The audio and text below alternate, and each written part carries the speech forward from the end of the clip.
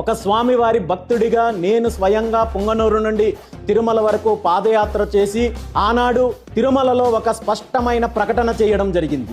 ఇలాంటి తప్పిదాలు భవిష్యత్తులో పునరావృతం కాకుండా ఉండాలంటే డైరీల ద్వారా, టెండర్ల ద్వారా నెయ్యి తప్పించుకునే విధానం ఉండడం వల్ల భవిష్యత్తులో మళ్ళీ ఇలాంటి తప్పిదాలు జరుగుతాయి. కాబట్టి దీనికి శాశ్వత పరిష్కారము కేవలము తిరుమల తిరుపతి దేవస్థానం ఆధ్వర్యంలో సొంతంగా డైరీ ఏర్పాటు చేస్తేనే దీనికి శాశ్వత పరిష్కారం లభిస్తుంది తప్ప కాంట్రాక్టర్లు మార్చినంత మాత్రాన, లేదంటే ప్రభుత్వాలు మారినప్పుడో, లేదంటే డైరీలు మార్చినంత మాత్రాన దీనికి శాశ్వత పరిష్కారం కాదు అని చెప్పడం జరిగింది. దీన్ని హిందువులందరూ, స్వామివారి భక్తులందరూ కూడా స్వాగతించారు.